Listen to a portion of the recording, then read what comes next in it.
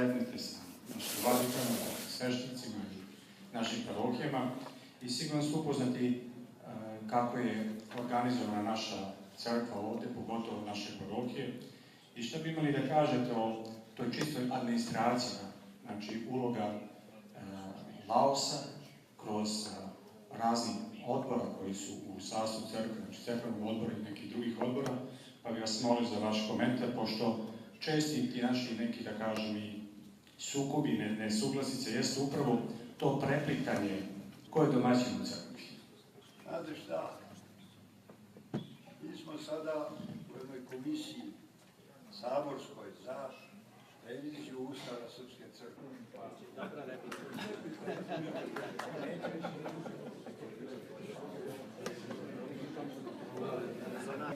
Poljska bila moćno carstvo i Litvanija sa njima i Južna Rusija i Kijevska Rusija bila porobljena. I onda su nametali, ako pridobiju popa ili vladiku, oni odnesu i crkvu i crkveno imanje. Onda su stvorili prvo kozaci bratstva, a posle i mi u Vojvodini i dalje odbore da štite ako pop ode u Uniju da ne odnese imanje. To je ovde kod vas postalo velika zloupotreba. Da su Pavlu, jadnom patrijarhu, govorili mi ne damo naše crkvene imanje. Da sam ja bio patrijarh, ne daj Bože, i rekao, nosite kući. Sam rekao u Parizu. Zaseo je jedan rezimira, koji je kupio 70 glasova i držao crkvenu opštinu Pariza. I ništa pop, ja imam čovjek je došli od strane sinoda, oni se šegače. Ja kažem da sam ja vladika, ja bi uzeo evanđelje, Antivić i Putik i Diskus i ostavio nam tu zgradu, da imate na obrazu da ste oteli crkvu od crkve. Otišao bi u neku baraku. Tako sam jednom popu u Banatu. Ne pop, nego da ne kažem. Neće gospoda odbornici da predaju drugima. Iste koji grok neće. Drže kasu. Ja rekao, proti, ponesi pare. Jedan koverak. Samo smo počeli sednicu, hoćete li nećemo. Oče, evo ti oformi kasu, a njima je kostane sramota da su ukrali crkvenu kasu i oteli od crkve.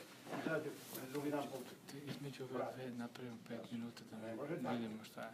S Pavlom bili svetim, gdje je tada priznat, 90. godine aprila u kongresu, kada smo krenuli mirenje polako. I u Libertinu ja sam kucao tamo izveštaj, a Pavle je sedeo sa 3-4 od tih bosova. I oni pitaju lekcije Pavlu šta je crkva, meni pukne film. Odem tamo, preosvećen da sedem. Gospodo, ko ste vi? Nemoj ti tako da ponižavaš laike, da ko vam je rekao to? Ali vas pitam, čiji će glas biti jači, tvoj ili njegov? Kraj razgovora. Sad oni našu već došli do zgovora. Nažalost, to je bilo se od nadvešta. Pokojni Grigorije, sećate se, ko se seća, on je zbog tih što su izdavali ove sale za bingo. Evo, Tropar Sveti. To je postalo u Trstu isto. U Trstu, gde su u Peču, te autonomne su postale zlo veliko. E sad, teško da ćemo moći, čuo sam i na Kipru, da ukinemo crkvene odbore po parohijama, pa i eparhijsko, ali ćemo da ukinemo patrijaršku upravni odbor. To je jedno birokratsko, pljačkaško telo koje nikakve osnove nema. Ko je PUO? Ima sinod. On je nad nama u celoj crkvi. A PUO ko je? Prima, ne znam šta prima i tamo treba da pita sinod PUO da može nešto da radi. Vidjet ćemo neka komisija da bude. Sinod treba da ima komisija, ne može svim da se bavi. Ali vidjet ćemo koliko ćemo uspjeti. Pitanje je da li ćemo moći ukinuti te odbore. Savjeti su bili, savjeti, ali na čelu savjeta je bio paroh, jer je parohija liturgijska zajednica. Biće definicija parohija je zajednica vernih oko sveštenika, liturga, sa hramom u centru i poslušna podčinjena svom epskom. Ovako mi nemamo ustavu, taj parohija. Manastiri su parohija, su i generis, ali parohija isto. Nema, vidjet ćemo šta ćemo raditi. Ovdje se to, sećam se, kad sam dolazio, samo je pokojni Sava umeo veštim manevrima da se otpusti popa, ko ste vi uzmano? Otpusti popa, konkurs za popa i ko se otpuste popa, to je bilo liturgijski neprihvatljivo, postala je administracija, dakle, spoljna organizacija postala je važnija od liturgijske organizacije. Kako ćete vi, ne znam kako je vašim ustavima. Gledamo da brišemo, nema crkvene vlasti. Crkvena vlast, koja je to? Fikcija. Postoji episkop. Postoji, dobro je bilo kad bi mogli da vas postavimo ono što je bilo Svetog Ignatija, Savet prezvitera oko njega. Kad sam bio u Žiči ovih 8-9 meseci, navikli su dolaze, delegacije dolaze, a ja zadržim one popove kad je završeno ujutru jutarnje, sedite ovdje. Ajde, kaži. A neću pred njima, onda ja neću. Bez njih. Da rešim odmah na licu mesta. Tu su oni. Dakle, da se vraća što više saborni duh. Došla je iz Vine Popadije, jedan da traži premještaj. Ja sam bio postavio takav stav, neće biti premještaj 250 popa, ako počnem premještaj, nastaće haos. 15 namjestišta. Došao pop da moli premještaj, rekao, oče, neće biti premještaj. Niko neće biti u moje vreme premještaj. Što jeste, administrator ne bi trebao mnogo da. Ali morao sam da smenjem 2 namjesnika jer počeli su život. Oni prenose od vladike ono što oni, sveštenstvo od sveštenika ono što oni idu, znači ceo život crkveni ide kroz namjesnika. Ko je on? On je bez tla. Kao parok svoga, parok je molim, ali kao namjesnik šta je on? Produžena ruka episkopa. Nije kratka ruka, ja neću umem kad služim. Mnogo je to složeno kod nas. Ne znam koliko su ti ustavi. Moraju biti neki ustavi radi prilagođenja. Javni Konstantin je radio bezakonje, bio je po nemačkim sudu u Nemačkom. Znate, moramo se prisobljavati tome. Ali tu treba naći mudrost. Ali je najvažnije od svega poverenje. Meni je mnogo žao što u Klimanu još uvek. Bojim se da je to od pokojnog Đura Majeva nasleđeno koliko ja znam.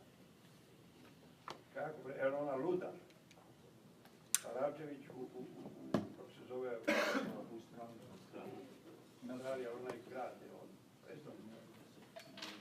predstavnica Australije. Kambera. On je po Palijama bilo u Moravcima kod Ljiga, član partije, sekretaru, celi u Moravcima. I on je otišao kao nacionalni heroj Australiju, primili ga, Bože mi oprosti da ne kažem, primili ga kao nacionalnog heroja. I odmah to se od crkve. To je, mislim, to su te zloupotrebe. Ko je on? Ko je Saračević? I ko su ti ljudi koji su tamo sve? Da li možda Irine nije, što bi rekli naši, nije se snašao, ne znam, ali u svakom slučaju to je, treba da budu episkopi fleksibilni. Pogledajte kako je, recimo, kod Rusa, kako je kod Grka. Znate, vidješite se. Nemojte da vam neke zadimande, tako je srpski izraz, zadimande da oni tu raspoređuju, ali to je stvar postepene pastirske mudrosti. Sveti Ciprijan je prvo gonjenje Dekivo napustio grad. Ga je narod molio, kaže da ima jedno viđenje. Da ih pozadnje i on je to radio. Kad je došlo drugo gonjenje, otišao iz rada. Evo prevod. Ali Da prevede Nikola. Sada ovo što ste rekli. Summarize, Father Nick. Yes, I think we have two things. First, on this question of the observations of His grace on the system that has been adopted and in use in many areas of church life among our parishes here regarding the organization and structure, not necessarily stemming from the liturgy, was part of the presentation earlier. His Grace has answered that there is a commission that has been established by our church to try to examine and correct and propose revisions to return back to a greater tradition of the church, where it is governed, of course, in a structure that is more orthodox, the assembly, a unity of the people, by the bishop, presbyters, and of course the lay people together. Unfortunately, there's many misuses of such systems in the church, and so you have creations of governance and executive sort of boards who are leading and making decisions, but totally not within the structure of orthodoxy. And so returning to that is kind of complex. Others have, in this country, for example, other Orthodox communities, jurisdictions, we call them, have made tremendous steps towards this sort of return to what is essentially the liturgical structure of the church. You have many, many misuses, and His Grace brought forth several of them, including conversations with our patriarch, where people would just sort of make threats because they want to preserve sort of the property from the church itself, and be very direct in their comments. In other words, there is an attitude that has been developed, and unfortunately sort of this division that exists, and then that even gets exacerbated even further when there's like the situation in Cleveland still today, where a complete misuse, misunderstanding of what is a liturgical structure of the church, which is a bishop at the head, and then of course the priest and the people all together in that unity. So we have to go back, and how we're going to succeed really depends on how, of course, how it is received. And it has to be received with trust. We have to trust one another, and we have to be very wise in how all of this gets accomplished. But the needs to accomplish it are essential, basic, because there is no structure of the church other than the liturgical structure, which has its organization on practical levels in parish life everywhere. It's always been there. There's no boards that govern, rather councils that exist with the bishop and the priests to continue this liturgical unity in administration. So we're going to take a 5 to 10 minute break so the system can be repaired. I'm told it's going to be repaired rather soon. So let's just take a brief pause, return here in approximately 5, yes, 5, after the final word. My recommendation, firstly to moderators, and after all, leave His Grace, replace by Bishop, Father Bishop. My father, village, Mardarije, Otac Vladika. Izlazi da mi, Father Bishop. da Vladike nisu oci. His Grace, drž ne daj. Zamenite malo. Our Father Bishop has said we can... malo fleksibilan jezik. I agree. It's easier to say and more appropriate. So Father Bishop has now blessed that we